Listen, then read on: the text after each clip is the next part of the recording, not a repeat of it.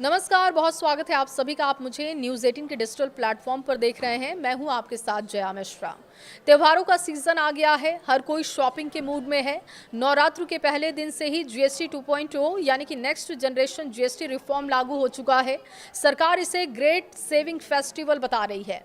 मतलब ये है कि अब कोई प्रोडक्ट सस्ते हो गए हैं और लोगों की बचत भी बढ़ने जा रही है। लेकिन इस बीच सोने की खरीदारी करने वाले लोगों के बीच सबसे बड़ा सवाल ये है कि क्या जीएसटी रेट में बदलाव होने के बाद सोना और चांदी भी सस्ता हो गया है।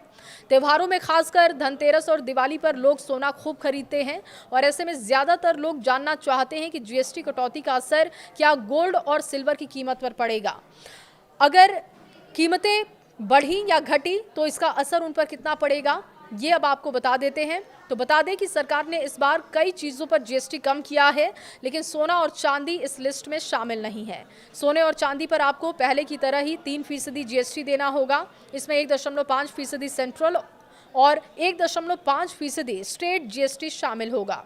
अगर आप ज्वेलरी खरीदते हैं तो सोने की कीमत के अलावा मेकिंग चार्ज पर भी 5% जीएसटी अलग से आपको देना होगा। लेकिन अगर आप डिजिटल गोल्ड खरीदते हैं तो आपको सिर्फ 3% जीएसटी देना होगा।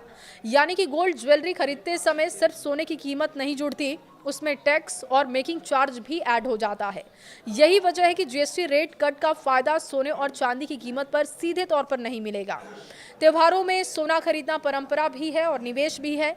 कीमतें भले ही हाई हों, लेकिन अगर आप भरोसेमंद ज्वेलर से सही जांच परख कर सोना खरीद रहे हैं तो ये लंबे समय में आपके लिए सुरक्षित निवेश साबित हो सकता है। तो इस बार जब आप नवरात्रि, धनतेरस या दिवाली पर सोना खरीदने जाएं तो ये जरूर याद रखें कि जीएसटी रेट में कटौती का असर गोल्ड और सिल्वर पर नहीं पड़ा है।